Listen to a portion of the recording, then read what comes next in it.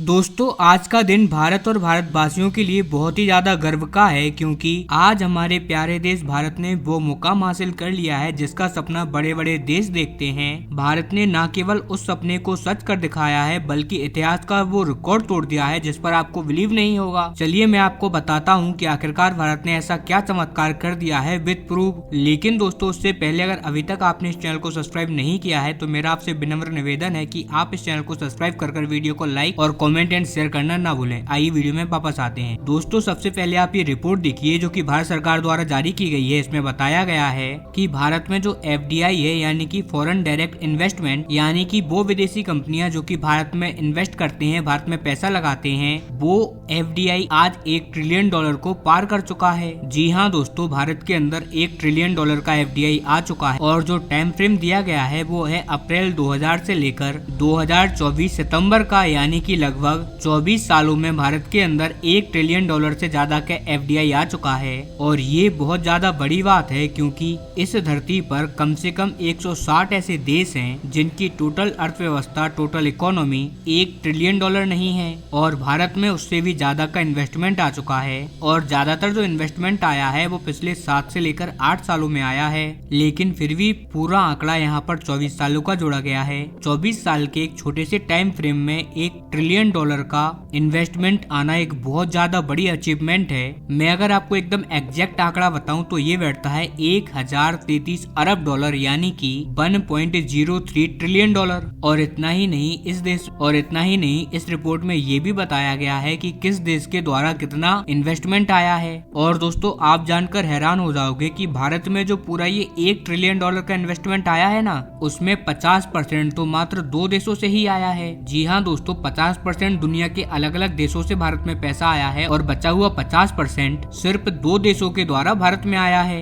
और ये 2 देश कौन से हैं आप सोच भी नहीं सकते। मोस्टली लोगों का सोचना होगा कि यार अमेरिका होगा या फिर यूरोपियन कंट्री का कोई देश होगा या फिर अरब का कोई शेख होगा, लेकिन ऐसा कुछ भी नहीं है। ये जो 2 देश हैं वो हैं मॉरिशस और सिंगापुर। मॉरिशस से भारत के अंदर 25% का इन्वेस्टमेंट आया है, यानी कि करीबन $250 बिलियन का, और वहीं 24% आया है सिंगापुर के जरिए, यानी कि करीबन $245 बिलियन का। कुल मिलाकर सिंगापुर और मॉरिशस को मिला लें तो $500 बिलियन का इन्वेस्टमेंट भारत में आया है। अब सब लोगों का कहना होगा कि यार चलो सिंगापुर का तो समझ आता है, एक अमीर देश है, लेकिन मॉरिशस से कैसे, ये तो एक गरीब देश है। इनकी टोटल अर्थव्यवस्था भी मुश्किल से $100 बिलियन की होगी और शायद इससे भी कम होगी। ऐसे में इन्होंने $250 बिलियन कैसे लगा दिए? तो देखिए दोस्तों, ये इन देशों ने नहीं लगाए बल्कि इन देशों के जरिए आया है। मतलब मैं आपको सिंप्लीफाई करके समझाता हूँ कि बहुत सारी कंपनियां अपने हेडक्वार्टर्स को ऐसे देशों के अंदर बनाती हैं जहां पर टैक्स में कटौती हो, यानी कि टैक्स में उनको छूट मिल पाए। जैसे कि मॉरिशस हो गया, सिंगापुर हो गया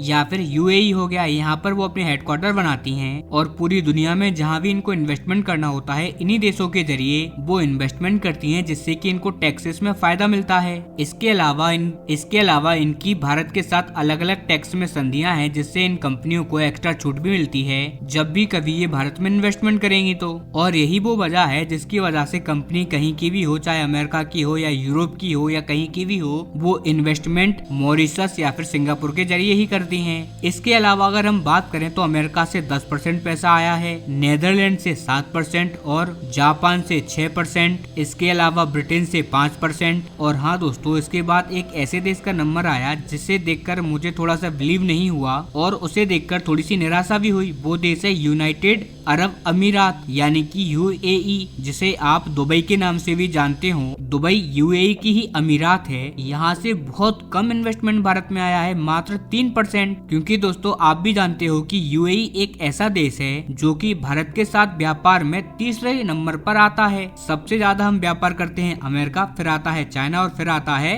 UAE। और यहाँ से मात्र 3% का इन्वेस्टमेंट आना अपने आप में एक बहुत ही ज्यादा बड़ी हैरानी की बात है, क्योंकि UAE के साथ में हमारे जैसे संबंध हैं, खासकर कि व्यापार स्तर पर जो हमारे संबंध हैं उसके हिसाब से तो तो इनको अमेरिका से बहुत ज्यादा इन्वेस्टमेंट भारत के अंदर करनी चाहिए थी।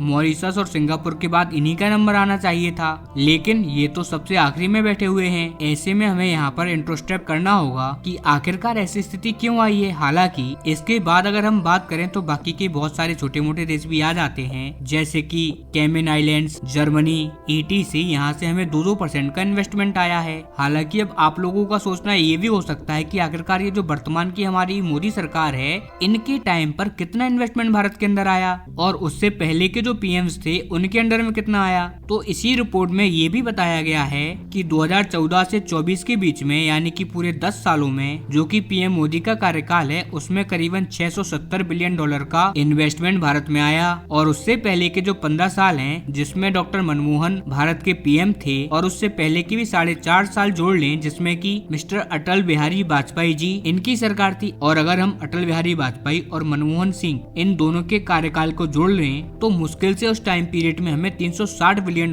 का इन्वेस्टमेंट भारत में मिला। यानी कि 15 साल में करीबन 360 और इन 10 सालों में $670 अरब का, यानी कि दुगने से भी ज्यादा का इन्वेस्टमेंट हमारे पास आया। और इसी वजह से कहा जा रहा है कि आने वाले टाइम में, यानी कि आने वाले 10 सालों में हम अपनी परफॉर्मेंस को एज इट इज रखें, इसी को रिप्ले कर दें, ठीक ऐसा ही प्रदर्शन कर देते हैं तो फिर हमारी मौज आना निश्चित है। हमारी अर्थव्यवस्था को एक बम्पर बूस्ट जरूर मिलेगा। हालांकि अब आप मुझे कमेंट करके बताइए कि आने वाले 10 सालों में, यानी कि 2034 में भारत पिछले 10 सालों का परफॉर्मेंस यहाँ पर रेप्लिकेट कर पाएगा या फिर उससे भी खराब प्रदर्शन करेगा, या फिर उस परफॉर्मेंस को बहुत ही अच्छी तरीके से पछाड़ पाएगा। यानी कि जैसा हमने पिछले 10 सालों में किया उससे भी कई गुना ज्यादा इन्वेस्टमेंट हम अपनी तरफ लेके आ पाएंगे। जो भी आपकी राय हो हमें कमेंट कर जरूर बताइएगा।